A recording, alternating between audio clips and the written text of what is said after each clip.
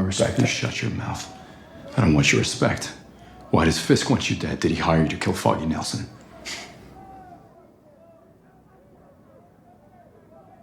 You hear that? Outside. That is the roar of the jungle, counselor. Is that what I am to you? An animal? One of them? Because that's what this is all about, right? Who's the predator and who's the prey? But I have questions too.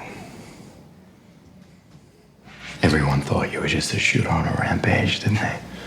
Yeah, settling scores, getting vengeance. But it wasn't, was it? You did it for someone, huh? You did it for Fisk, didn't you? Another night in here, I might never be able to answer that for you. Oh, sweetheart, what do you want? What do you want me to do? You want me to get you out? You want me to file an appeal?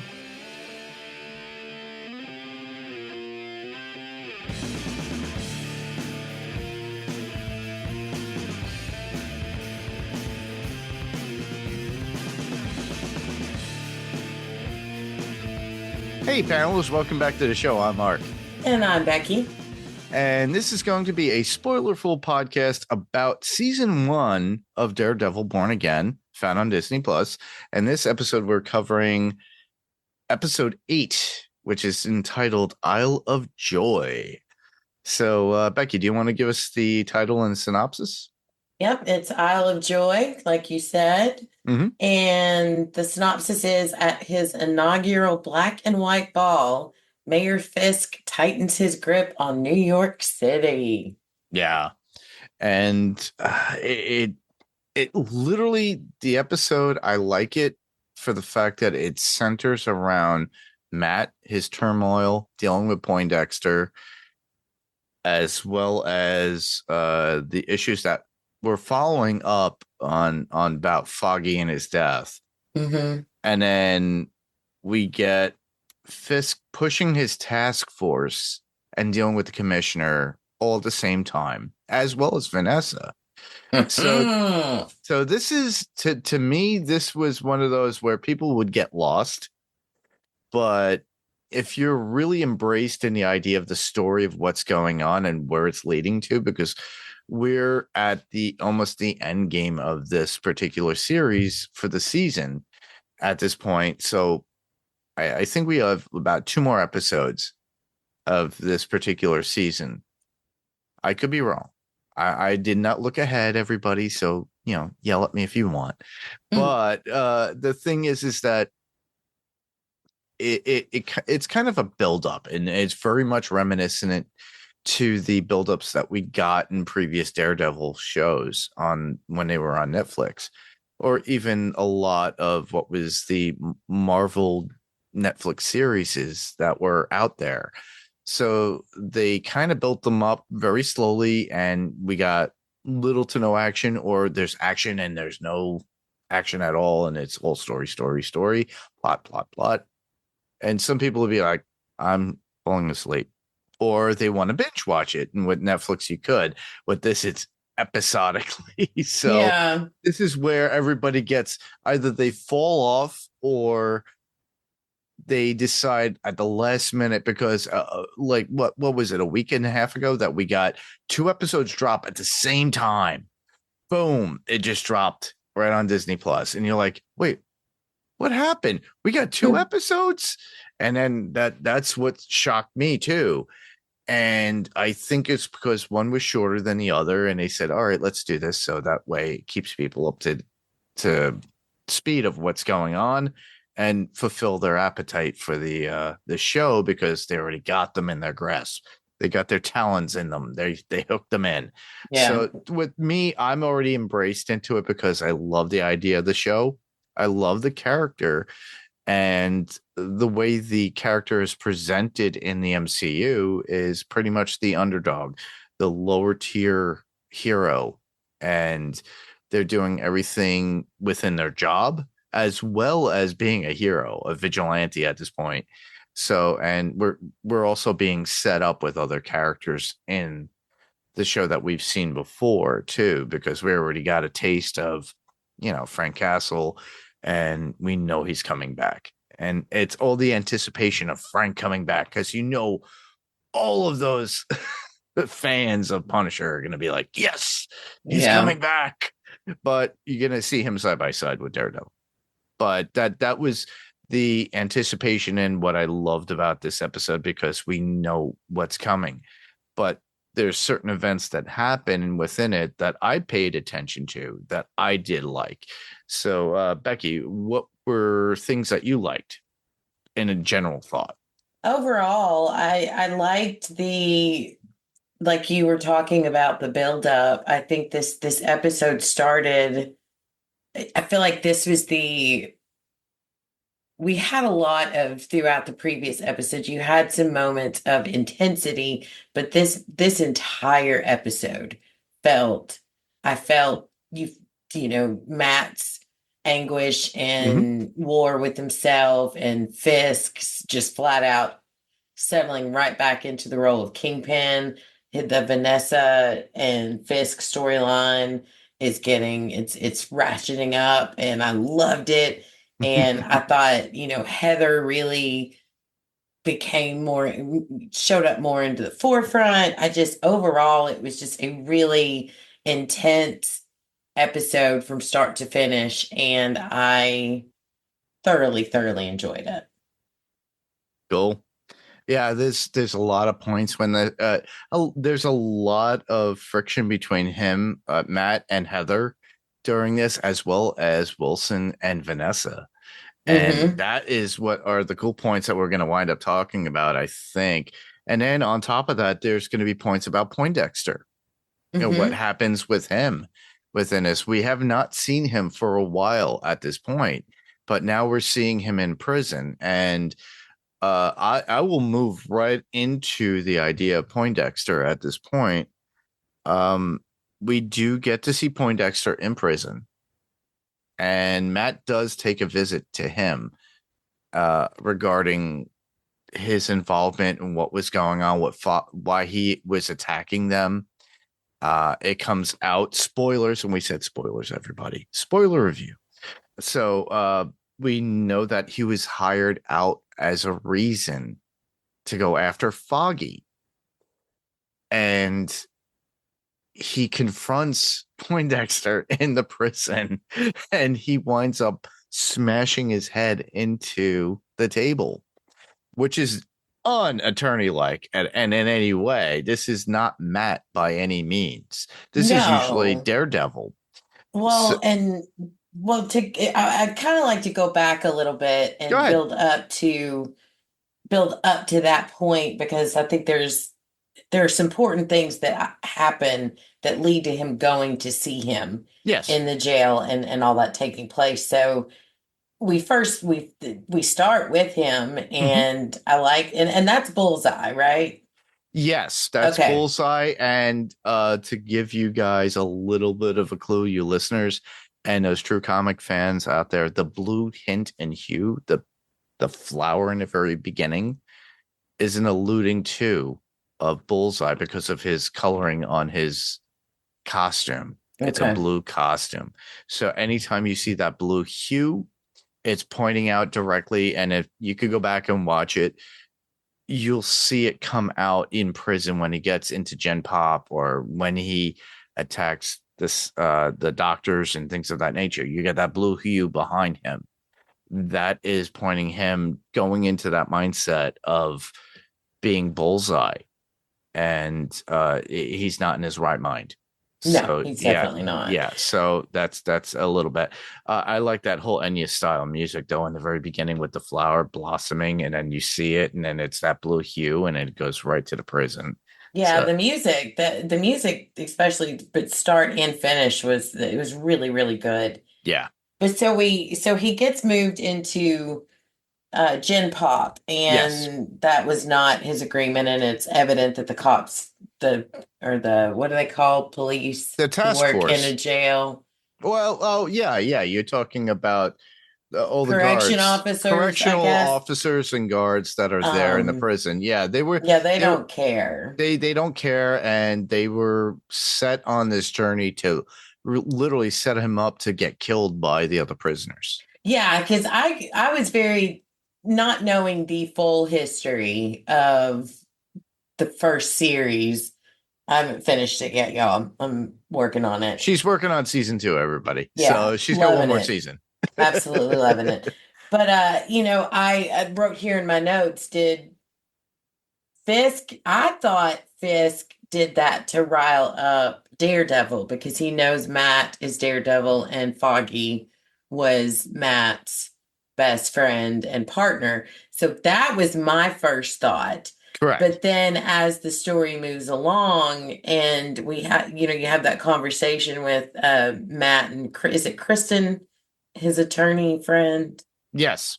And that led to one of my favorite moments is when we get to see Josie again. Yes. That was way cool. And then she brings out the whiskey saying that Foggy was drinking that. And that's when the light bulb goes off with Matt. Yeah.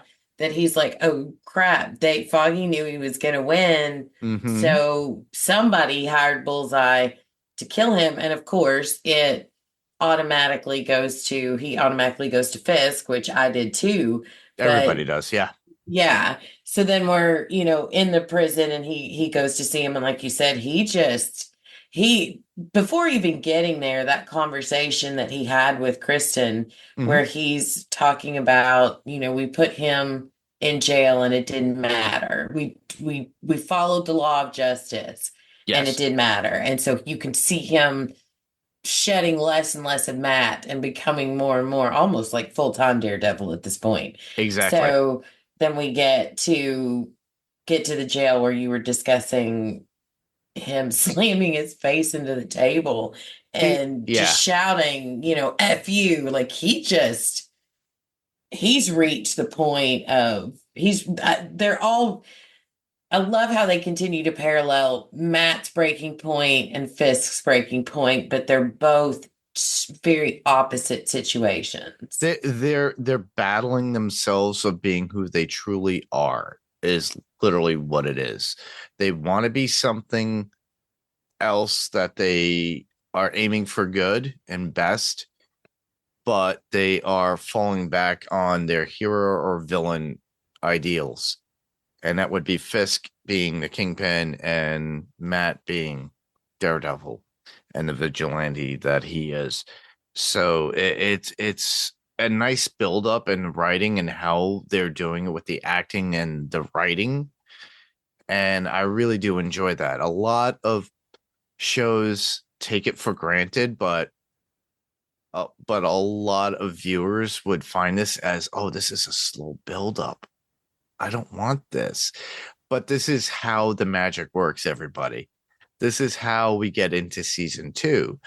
And this is how at the very end of the season, we do get to see it. Like in season 1, Matt putting on the costume, getting the horns, the hood, the mask, all that good stuff. And coming into Daredevil as we know. But that's why it's called Born Again. It's him being born again into this particular hero.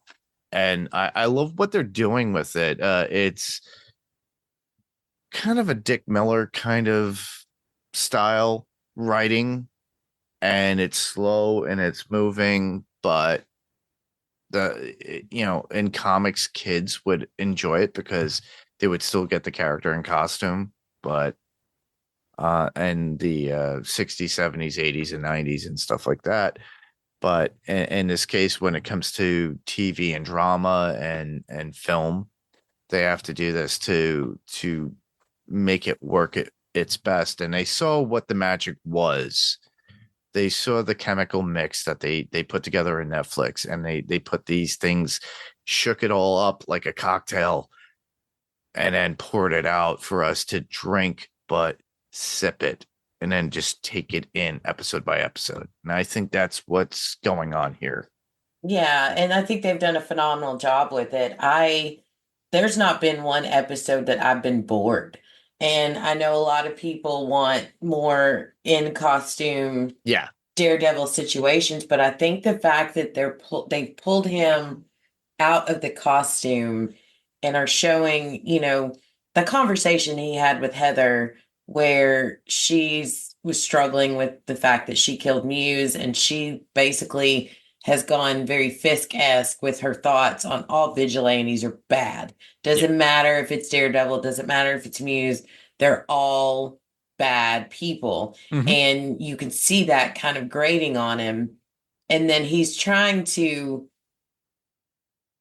separate her from his secret life, so to speak. Yes. But then, he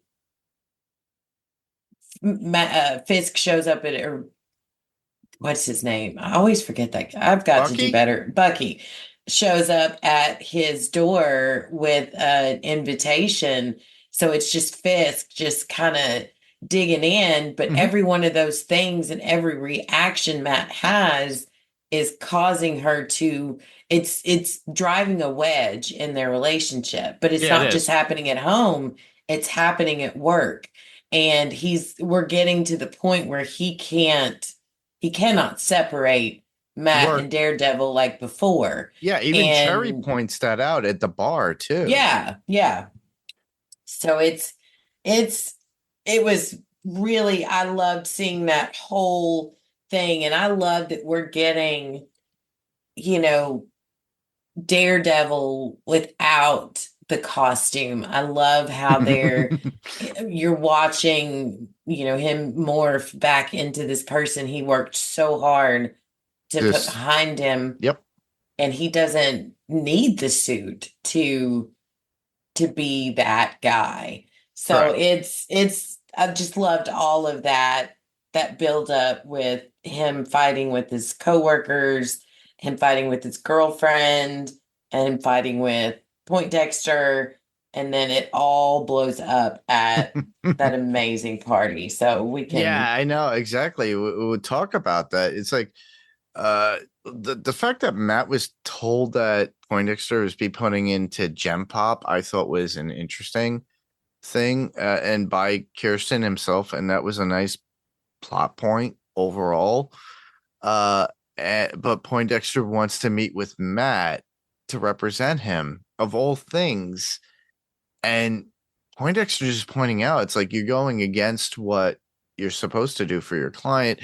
And you could see the anger in Matt, and that's what triggers and fuels his anger toward Poindexter, because you kill my friend, you kill my friend. He wanted to know if it was Fisk that did it. And he doesn't really get it out there. And then they wind up taking Poindexter away. And then we get the lovely transition, like with Poindexter going into Gem Pop, but he's also in with the doctors at that point because he got attacked. No, he did get attacked. He got his face slammed into a desk by Matt, so he had to go get stitches. Mm-hmm. And while in there, he literally that was one of the most badass scenes I've ever seen, where he literally pulls his own tooth sitting in that chair and kills a man with it. Yes. Wow.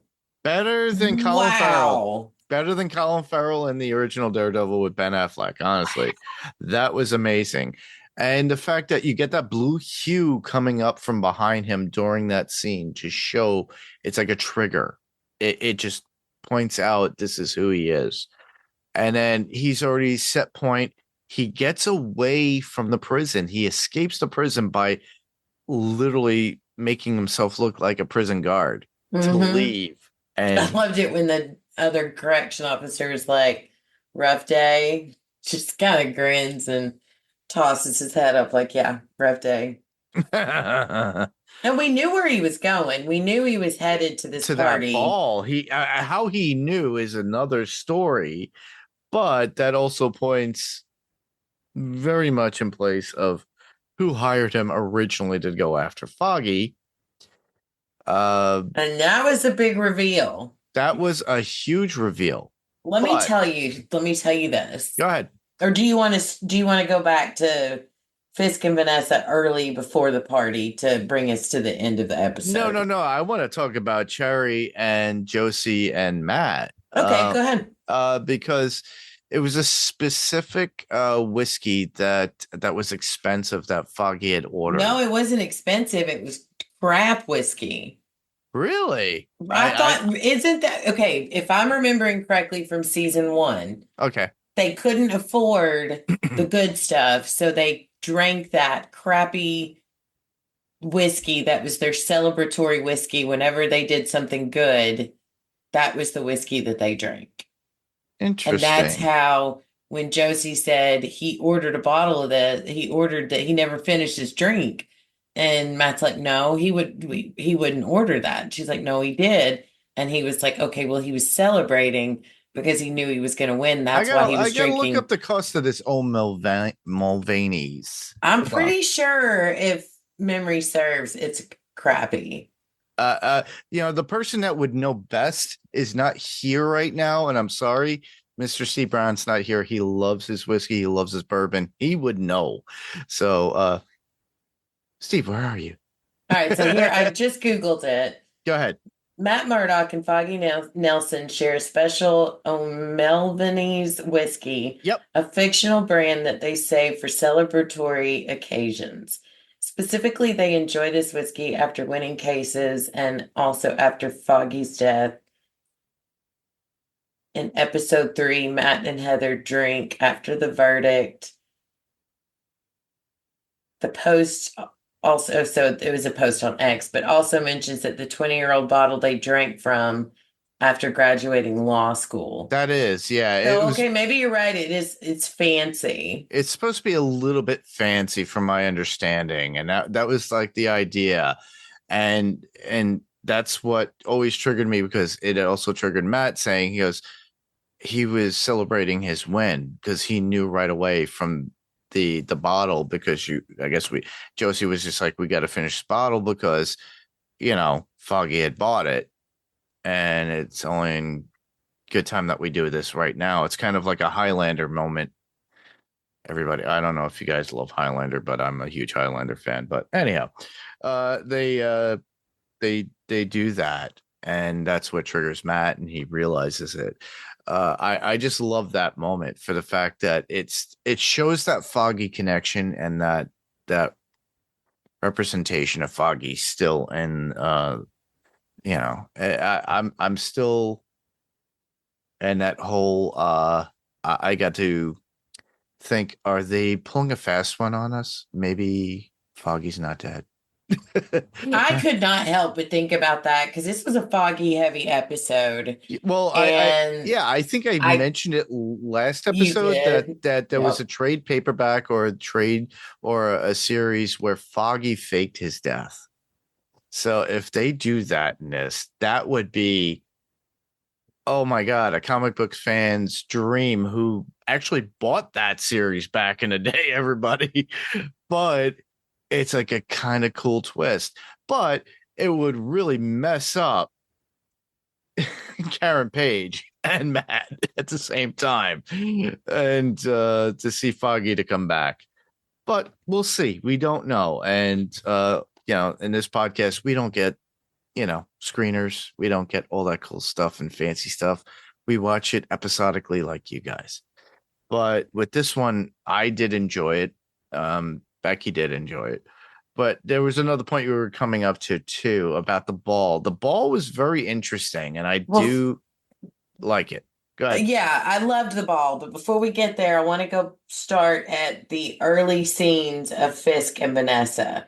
Ooh. Because that to me led up to one huge statement that happened at the ball. I want to see if when we get there, I want to see if you caught it like I did. About the Red Hook project? And her dealing with Luca? Adam.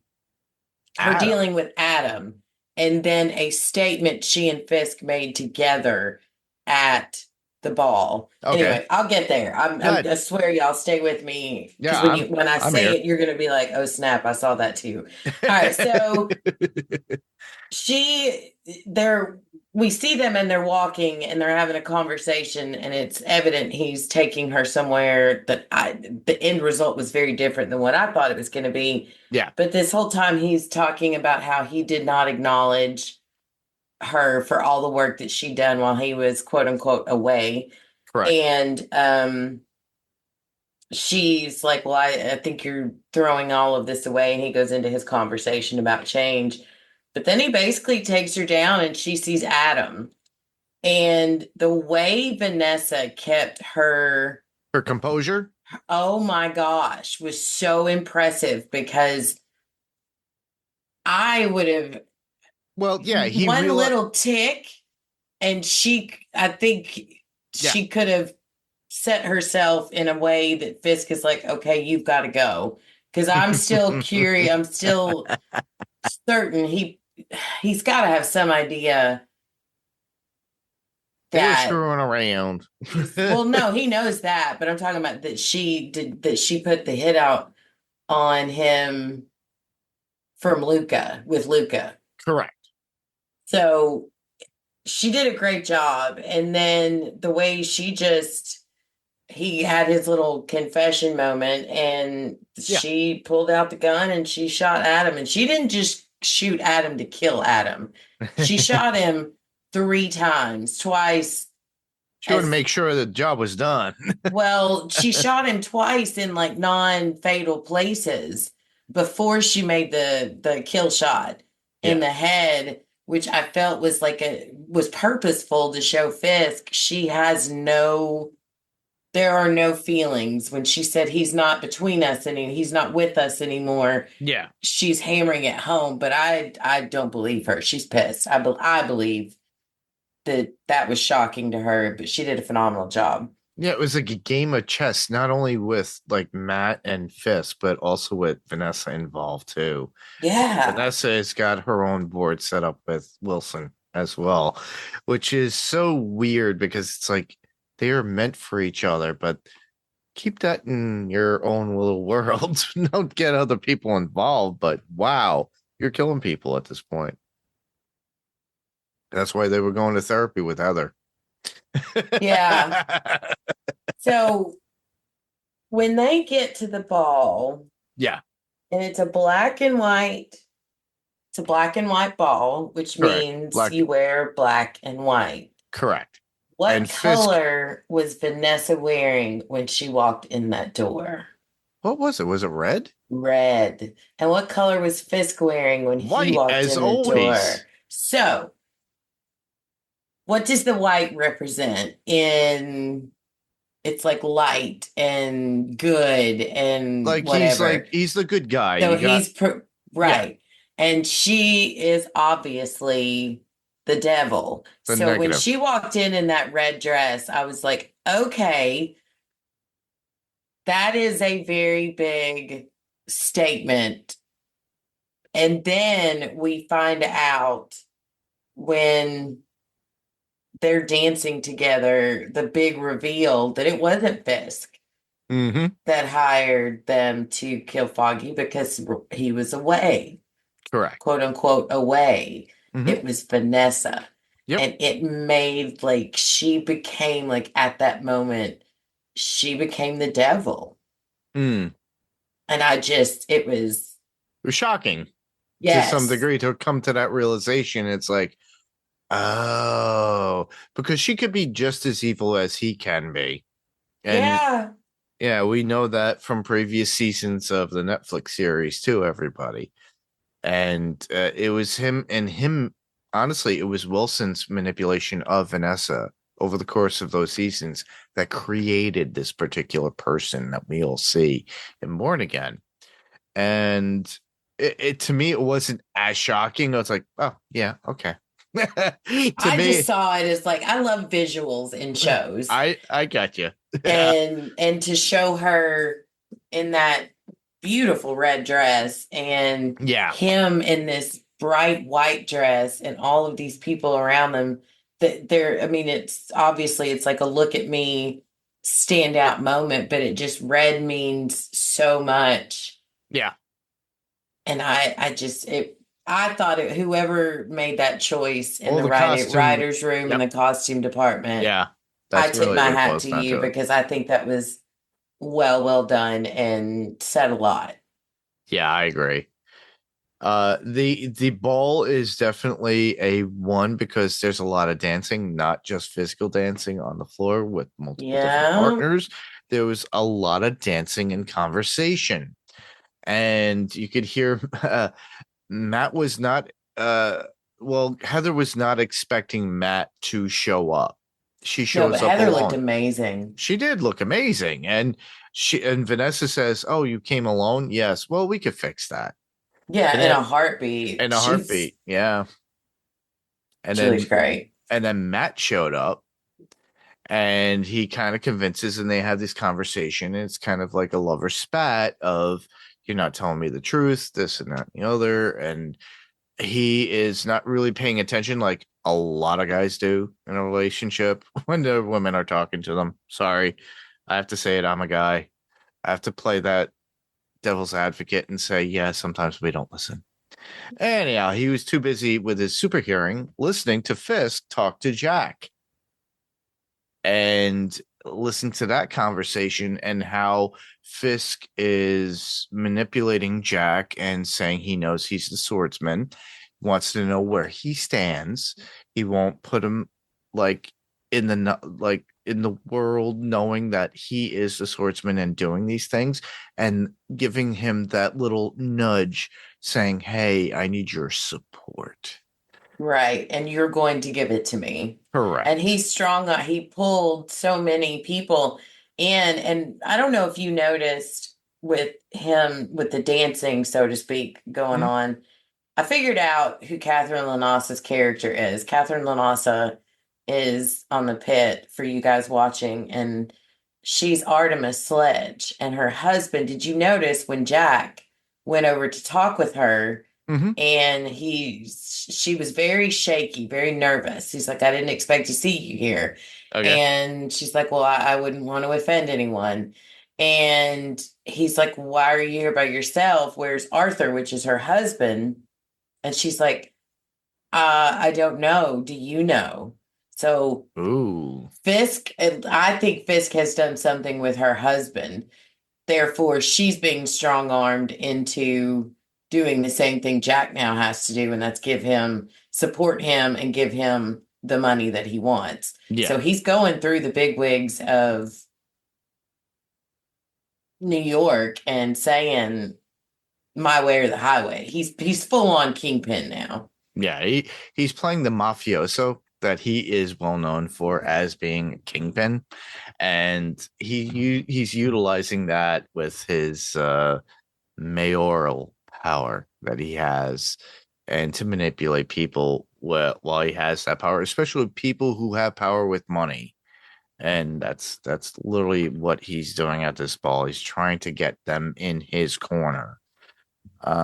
During this time, though, there is a dance, and within that dance, things come out between Vanessa and Matt, and her knowing, and just like it's kind of a lover spat of like, you're hiding things from me, you're doing this, you're doing that. About Heather? Yeah, Heather. Okay. Yeah, Heather and Matt. Sorry if I said Vanessa. Sorry. I was like, well, because Vanessa and Matt did dance together. They did. I was like, wait, is that a lover spat? Yeah, but they did switch, and think about my dyslexic idea and thought. I kind of reversed it in my head and said it differently, but anyhow, they literally switch it up, and there's the talk between Heather and Fisk about Matt and him saying about Matt's love of vigilantism.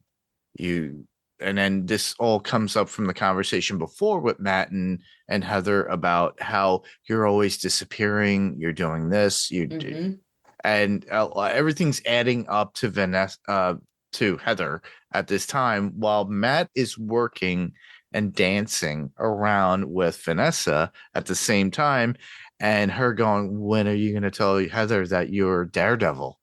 and blah blah blah. So she knew, and within that time, we're starting to see the build up, and the scene builds up with anticipation with the music cues, everybody, and visuals of Poindexter showing up with a gun as a guard trying to shoot out something.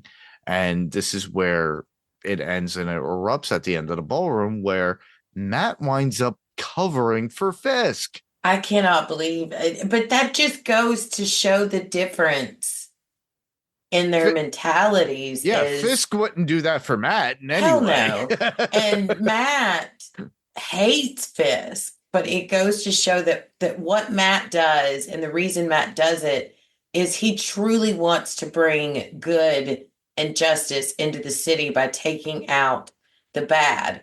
But part of that city that he loves are these bad people, and he does not want assassinations or things like that. He really wants them to be for justice, to take these people out, so to speak, not weapons. So when he jumped and took that bullet there, I don't know if the second time I watched it, I didn't focus on Matt. I focused solely on Vincent D'Onofrio's face.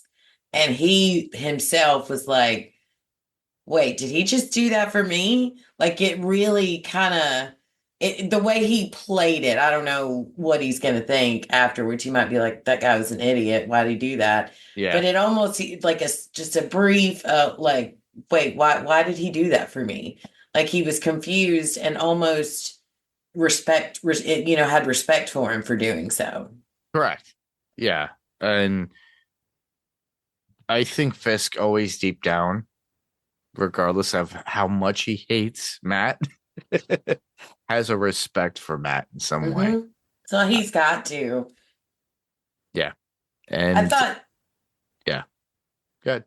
There, one scene when Vanessa and Fisk were dancing and Heather and Matt were dancing, and they were dancing around each other, and Fisk swirls Vanessa and they're back to back, and he's talking in a very low voice, but he's talking directly to Matt because he knows Matt's honed in and listening. Yeah, that was cool. Yeah, that was a very cool scene. He knows Matt's hearing. He knows what Matt is capable of, and that's the whole thing.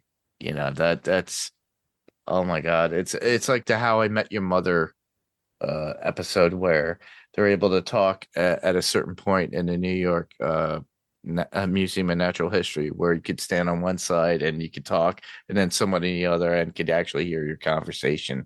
Yeah, it's like how Matt's hearing is perfectly. Yeah. But it was Fisk. It's cool. Fisk's FU to Matt saying, "Here, I'm going to tell you this as I'm dancing with your partner." And do it's like, you jerk. That's cool.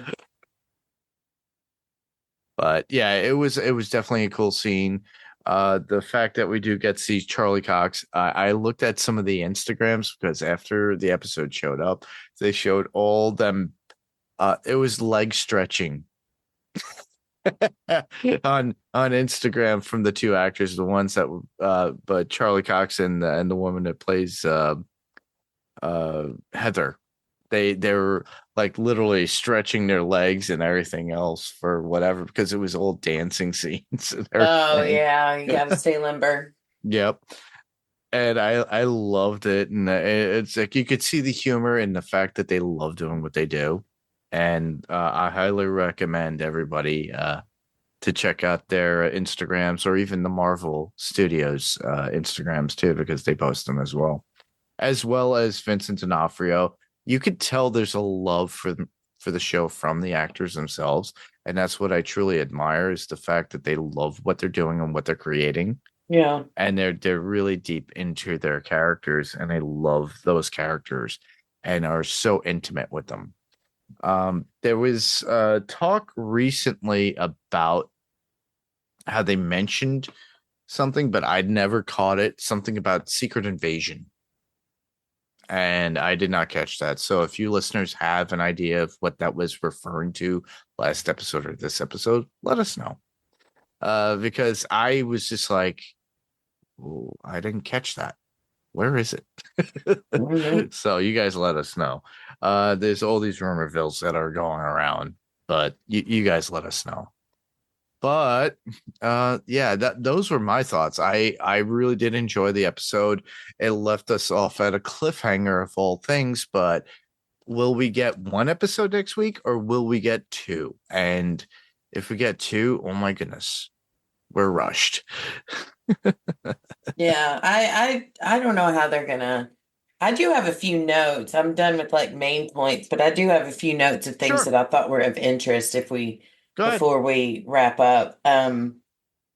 So Fisk promotes Daniel to deputy mayor of communications, and BB is at the party or at the ball. Oh yes. And she seems to I thought when it first happened, I was like, okay, she rather quickly made up with him. But then after the task force catches that reporter and fries his hand in the fryer, oh my God, that hurt me just watching it. And obviously the commissioner has no power. I loved his conversation with BB. Yes. And basically it looks like he's going to help her.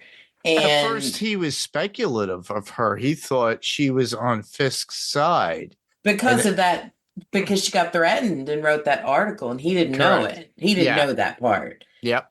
And then he brings up that her father was killed, possibly through Fisk and all that.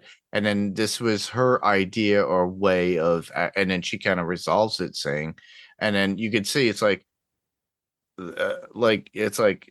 fingers pointing at each other, like, hey, you got me, I got you, you got me, I got you now. Yeah. And I thought that was a really good and touching scene because it showed BB in a better light, and it showed BB in a sense of, instead of her just being a media mogul or running the news that we see in every episode, there's a point and a reason behind this.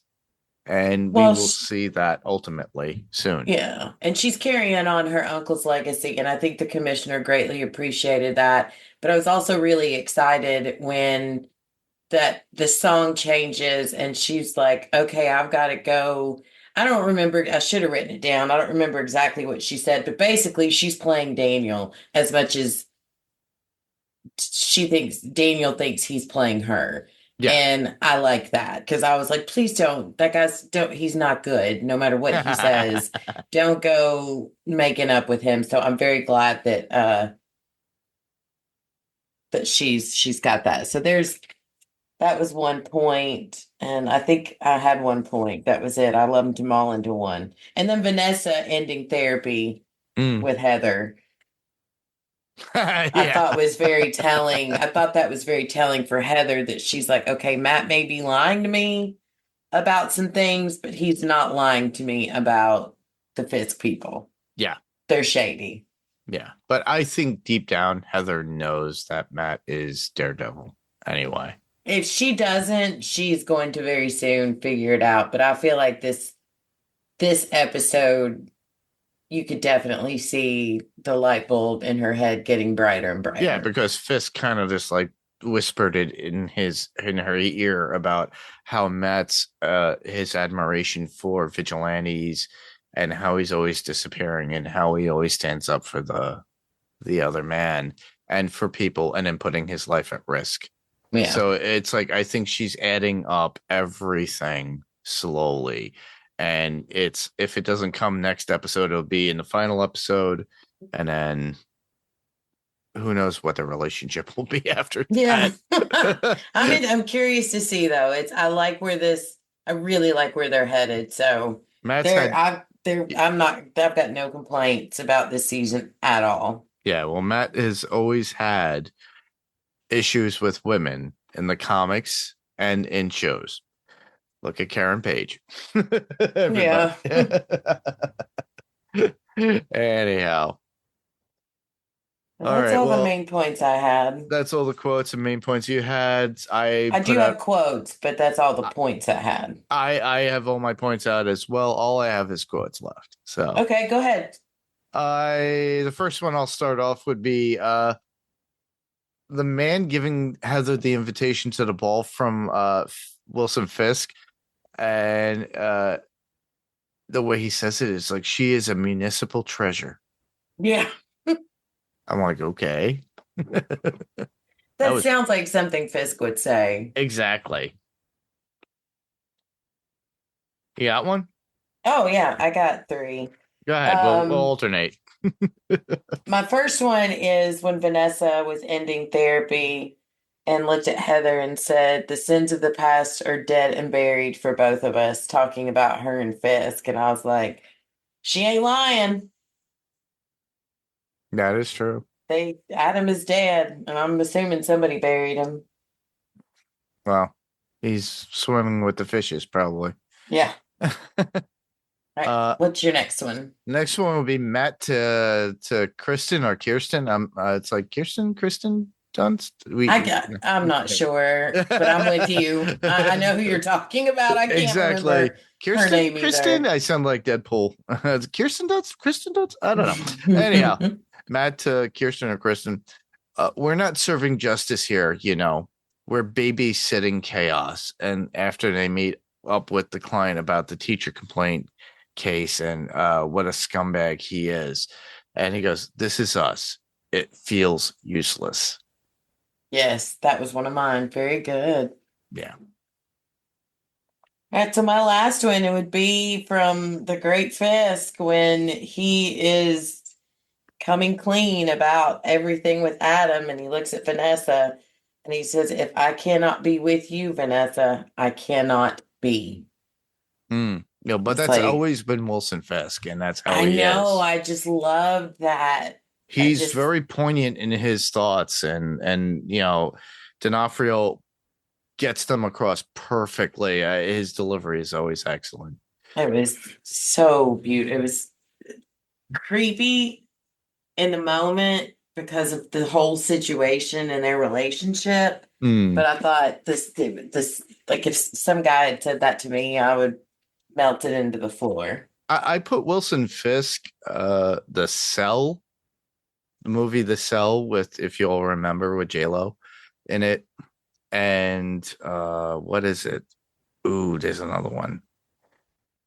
I just had it on the tip of my brain. But anyhow, I put them in the top 10 or top 3 or top 5 of the Full Metal Jacket. There you go. Of like movies that D'Onofrio coined a particular character perfectly, and only he can represent. Yeah. And I think he has made a niche as Wilson Fisk for himself. Now, mind you, a lot of comic fans going, "He's not like in the comic." Well, I'm sorry, they're not going to find a ginormous person like that to be real in real life. If that were the case, I think he's perfect. I think he's perfect for what he is and what he gives us. He doesn't have to be so huge. Michael Clark Duncan, I thought was great at what we got in the Daredevil movie with Ben Affleck and Jennifer Garner and Colin Farrell. I thought, that representation of giving somebody of color like a different version of a Kingpin was amazing. But both, I really think that Vincent D'Onofrio and the writers have narrowed it down perfect to a niche. Yeah, it's kind of similar to what we got in the comic, and you got this crusty old white dude with a bald head doing this stuff and being a mafioso. But if Michael Clark Duncan was still around, I think he could have coined it perfectly for himself again. Yeah. I honestly do. I miss that man. I'm so sad that he's gone. But Vincent D'Onofrio has been killing it as his particular character and putting it to good work, I think. I agree. The last quote I have would be from Poindexter to Matt, and that would be, in another life, you would be defending me, because that's what, what good men would do. And that was after Matt mocks Poindexter about defending him and getting him out of prison. That's a good one. It was during their little interaction when Matt smashes his head. Yeah. into the table. That was whew. Yeah. Well, we said all my quotes, so Yeah, I'm we got good everything there. out there. Yeah. All righty. So we kind of gave a little bit of like information for like comic news. I asked you guys to reach out to us about what Secret Invasion code was in there in the Yeah. last episode. I'm curious myself. I did not see it. I didn't either. Maybe I'm not a good podcaster anymore. I don't know. But I just thought I was just like, everybody keeps talking about it. I was like, what the? Oh, okay, whatever. But we got, movies coming out. Captain America Brave New World's coming out on digital release this week. So we're recording on April 11th. Hopefully you'll get this before then. But you could actually get it for a digital download, so you could purchase it for yourself if you didn't go to the theater. So, I highly recommend it. I found it entertaining in some way. Rob and I covered that the week it came out, and I had a good time. I really did enjoy the film. If you guys didn't, I understand and respect that, but there are a lot of people that didn't like the idea of Anthony Mackie as Falcon becoming Captain America. Me, I didn't mind it as much. We only have so many Avengers movies until that title changes. Just let you know, spoilers, because that's what happens in the comic. But what happens in the comic doesn't always happen in the MCU. So, but we're looking forward to getting the Thunderbolts soon. And we got more trailers out there. And oh my goodness, I kept rewatching them. I don't know if you guys have, but amazing. And there's a lot of thoughts about the new look of Doom with Robert Downey Jr. and what he's looking. He's letting his hair grow and go coiffy. Looks almost like Taika Waititi at times with his little coif going off to the side, poofy and long at the top and going off. And then they could do that. And I think that's a take on Doom from later comics within the new millennium. And I was not a big fan of that.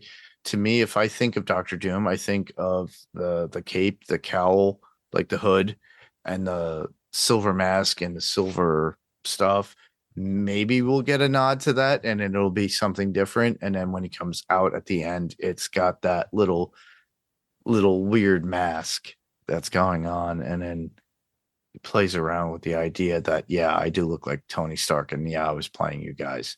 So that's more to look forward to and speculate when it comes to, Avengers Doomsday. And yes, there's going to be more and more actors coming out saying that they are in it. The Russo brothers are in charge of this venture at this point, but they did give us Infinity War and Endgame. So I'm looking forward to what we get. As far as podcast recommendations, I got a few. And as a lot of you know, that I've been on Podcastica. We did Sandman Cast with Jamie and myself for Podcastica. I did not replay it here. I should have, but Jason has given me full carte blanche to do so for Panels to Pixels podcast when we do come back for season 2 of Sandman Cast, when they do release it. But my affiliation with Podcastica and everything, and I love Jason and all he does. All you have to do is go to podcastica.com and follow all the podcasts that are there. But the cast of us will be back this week, and they are covering The Last of Us. And to give a little bit of promotion for Jason Kabazi for podcastica.com, please go there and follow them and listen to it. They have great thoughts and reviews of per episodes, and The Last of Us is coming out on the 13th, everybody. Sunday the 13th. And I'm looking forward to it. I'm going to watch it. So awesome. I am too. I'm very excited about that. Yep. Anything you got? Yep. I got 2 to recommend. One, speaking of Podcastica, check out the Handmaid's Tale podcast. The first 3 episodes dropped this week, and I stayed awake till 1 o'clock in the morning and watched every single one of them.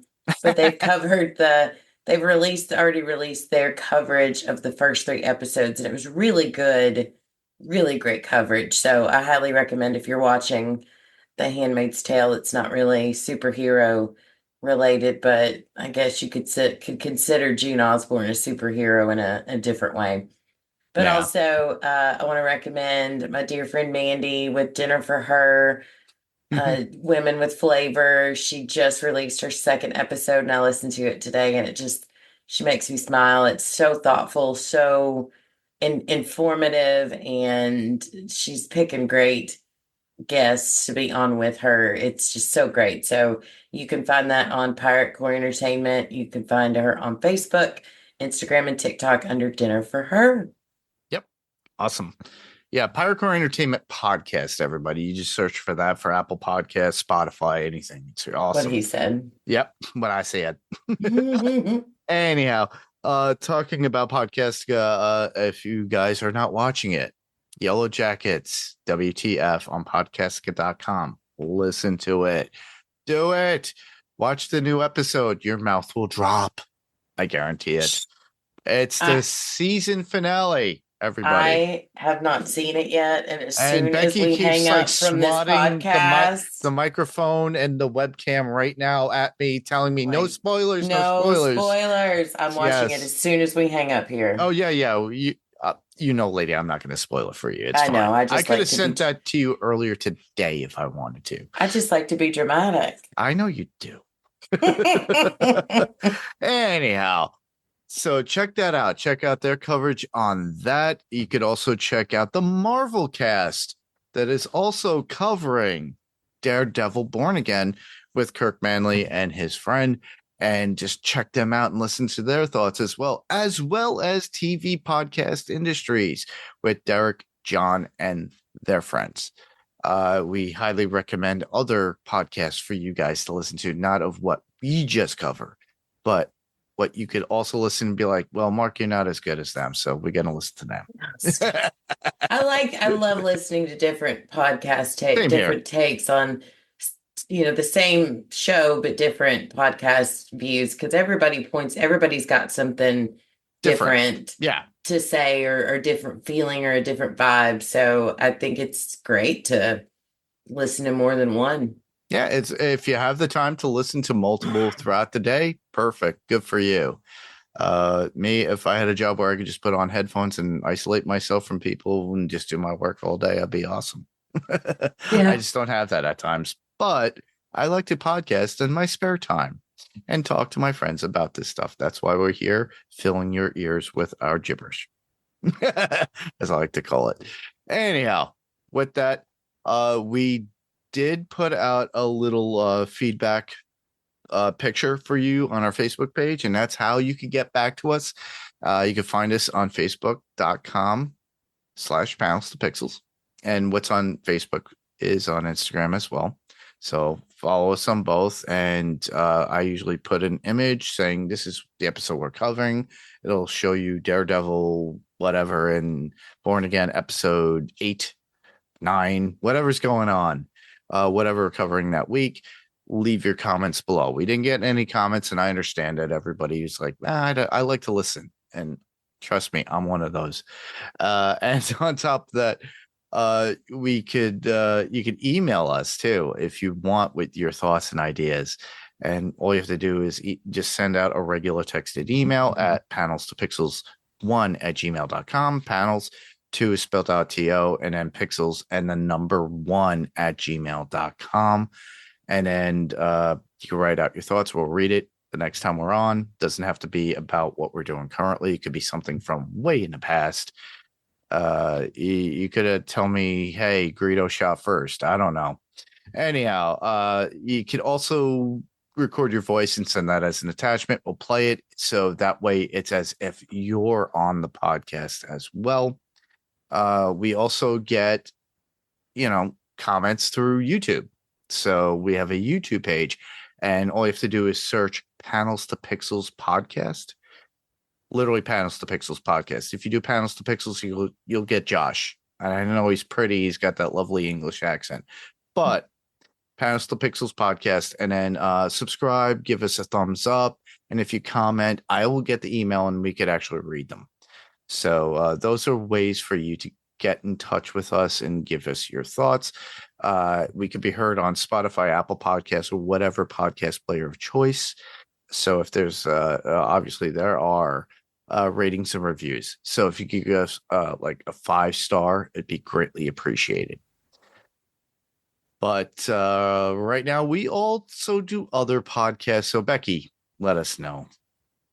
What do you do? I can be heard here on Adrenaline Cinema Podcast and on my very own podcast, What's On Tonight, where me and Mandy, who I mentioned earlier with Dinner for Her, she and I are currently covering The Pit. The season finale aired last night, and OMG, it's amazing. So we're sad and excited to get to cover that final episode, and we're trying to figure out what we're going to do next until season 2 comes out. But please check us out at What's On Tonight on Facebook, Hardcore Podcast, and Facebook. Did I say Facebook? I think I said Facebook. You said Facebook. Instagram, all that good, YouTube, all that good stuff. Give us a listen. It's a lot of fun. We have a good time. Awesome. As always, you could hear me here on Panels to Pixels podcast, and like Becky had stated, Adrenaline Cinema podcast.